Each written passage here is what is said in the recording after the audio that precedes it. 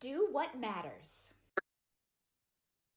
Hi, Kristen Moen at 5D Works, and today I just wanted to share two things that I do just about every day that have been super helpful for me when it comes to just helping my body be more in harmony and and and helping me function during times that are highly stressful or I have anxiety or if I'm having trouble sleeping.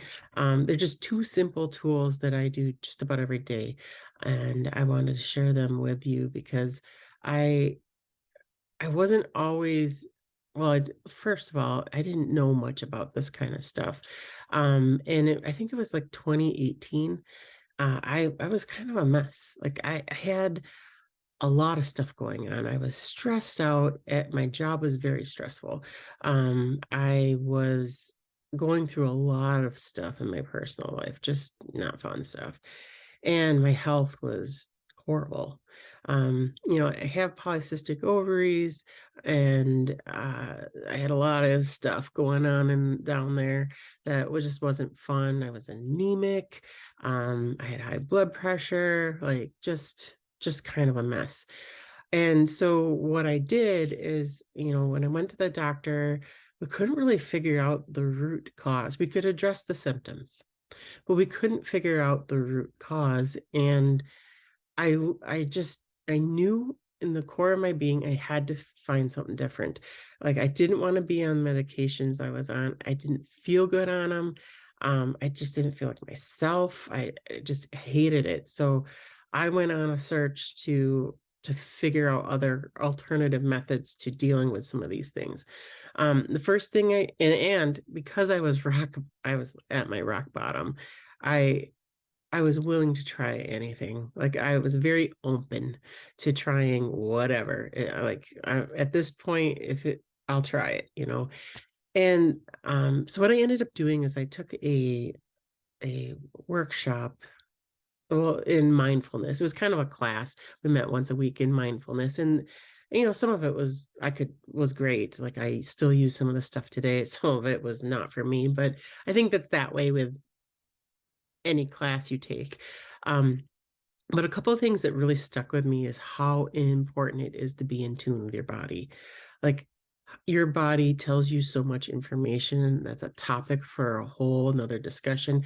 But being in tune with your body is just super, super important. And so the two things I'm going to show you today are two things that help you be more in tune with your body, basically. So just bear with me a second while I share my screen.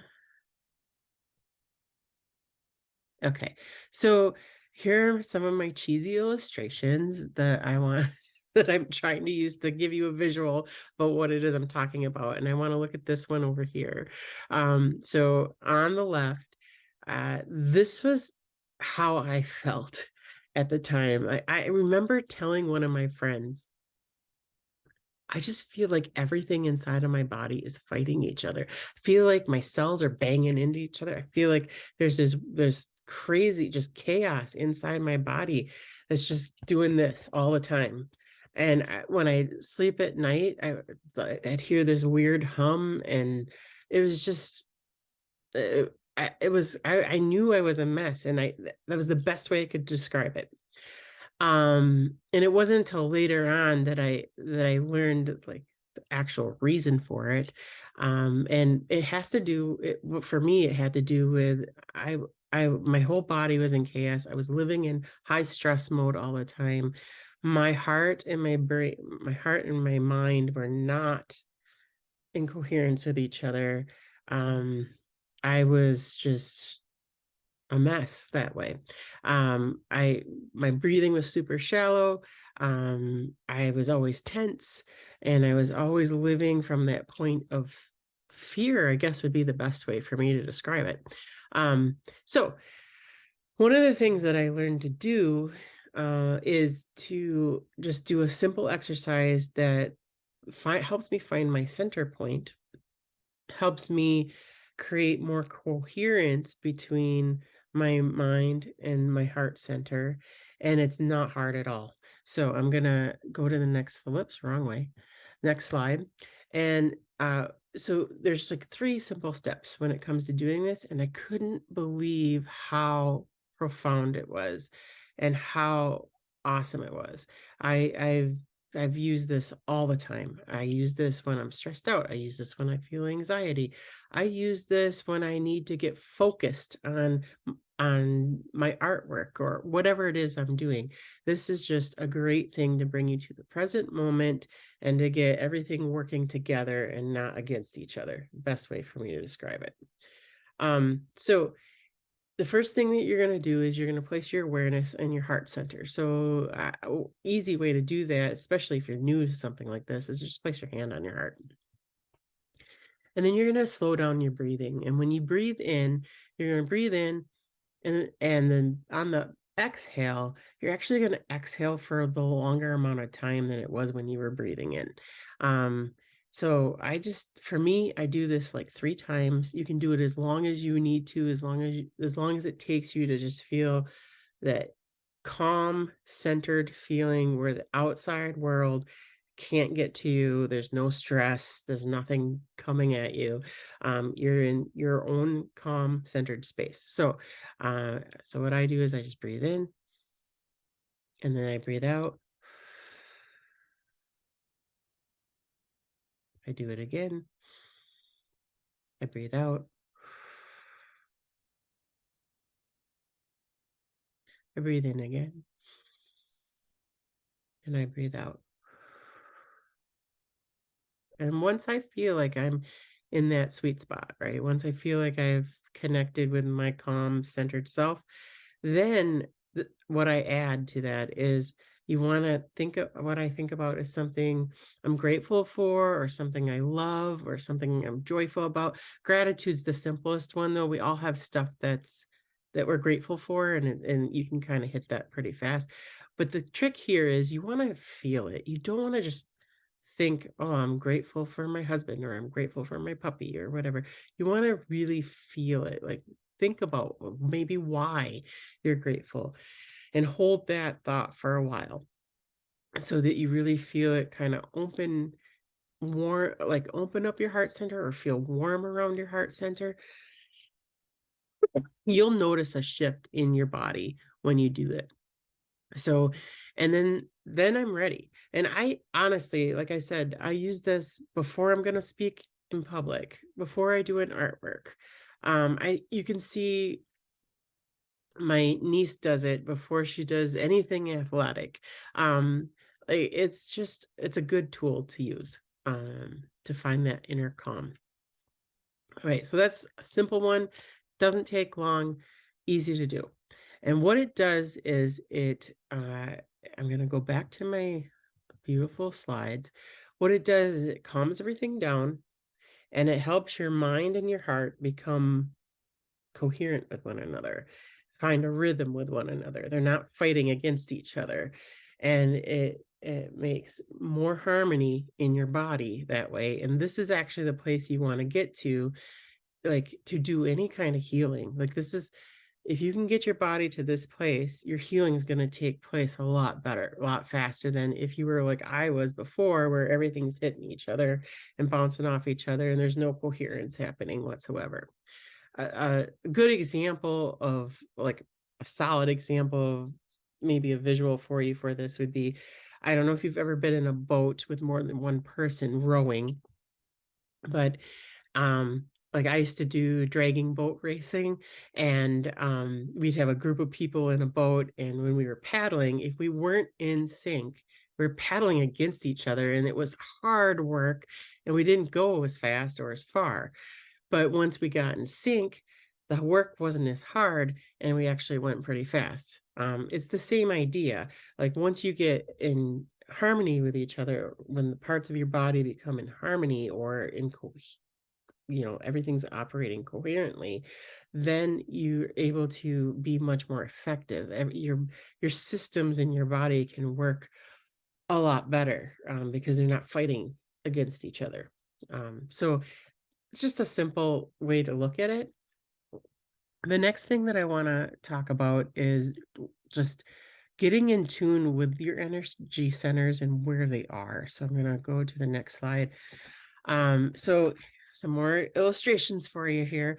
Um, so if you were to look at a human, we have energy centers or chakras. You probably heard them called chakras, in our bodies and outside of our bodies, and they all have their own frequency. They all have their own organs and stuff that they're attached to. Um, but it's really like one of the things I learned as I was doing this. I think I went to a retreat, and one of the ladies there presented this to me.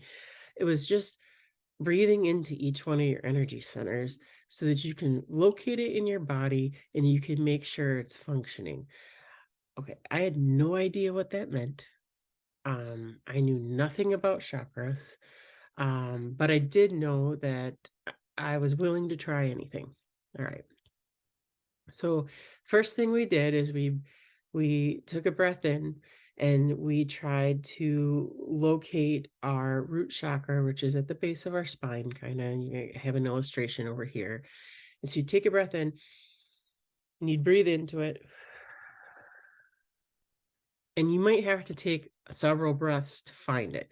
So you take a breath in, breathe into that area, and you'll know when you locate it, you will feel something different. Everybody's going to be a little bit different. That's what makes this a little tricky. For me, the feeling I feel is like the feeling I get when I'm nervous or excited, the butterflies in your stomach. I feel that same kind of fluttery sensation in the chakra area. It's a little bit more subtle though, but the more you do this, you'll recognize it right away. And to be honest, when I first started doing this, it would take me a while. Like I would have to breathe into those energy centers like maybe 6, 7, 8, 9, 10 times before I'd find it. Especially like I'll talk about the solar plexus. That was one that was really hard for me. So you breathe in, you breathe out until you find it.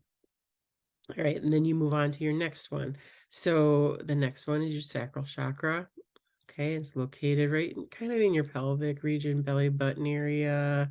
Um, so you breathe into that until you feel it, and then move on up to your solar plexus. So I have an example over here. Now, when I went to the retreat and did this, for me, my solar plexus was pretty blocked. And I didn't have a clue what that meant. I just knew that when I took a breath in, it wouldn't go past my solar plexus. I couldn't breathe down to my root chakra. It wouldn't let me. I had such shallow breathing because I was so tense all the time and living in that fight or flight kind of mode. So it took me a lot of time. I really had to work on breathing into my solar plexus. And each time I took a breath, I could feel it loosen a little bit more. But you may find when you go to do this, you'll have one of your energy centers that is you're just having a hard time getting into, and just stay at it. That's my best advice. Just stay at it. So you breathe into it until you can feel it and it feels open and like it can radiate its frequency, its energy, um, easy and doesn't feel all constricted. So then the next one will be your heart center. And we've already talked about your heart center, your heart chakra a little bit in the last one, but this one is a really important one because your heart center has a really powerful frequency. It goes even outside of your body. You can't see it. Well, maybe some people can see it, but most of us we can't see it. But it does actually extend way past your body, and it's very powerful chakra and it's also the first one where you really start to get up into your higher frequencies. So breathe on into your heart center until you can feel it kind of warm, expand. And this is always a good one to focus on. Once you've gone through your heart chakra, you'll go on into your throat chakra, which is located right here. When I do this, and I can only explain me because I know how I feel. I don't know about anybody else, but when I take a a breath in, I get there faster than I do my other chakras. I maybe it's because it's closer to my lungs or breath, or I don't know. But I can get there pretty fast. Oh, I notice that I have to breathe into this one more if I've been around that day people that maybe don't have the same point of view as me, and I don't feel like I can share my point of view around them without it being a big fight or argument or something. If I feel like I haven't been able to say my truth or to communicate something clearly, sometimes I have to breathe into this one quite a bit. It's just something I've noticed, and the more you study this stuff, the more you'll realize that they are connected to a lot of other things. But this is just a simple, basic overview of getting you in tune with your energy center so you even know where they're located in your body and you can help them do what they need to do. All right. So the next one is your third eye chakra, and it's located right here. Um, and this one, the same way. Sometimes you'll feel a little tension maybe between your eyebrows. That I know when I get into there, that's kind of what I feel is just a little bit of pressure maybe right there. But you should feel something different to know that you've connected with it. The next one, whoops. It is your crown chakra. Whoops, I messed up my slide, but let's go over to the right. The crown chakra is located right up here.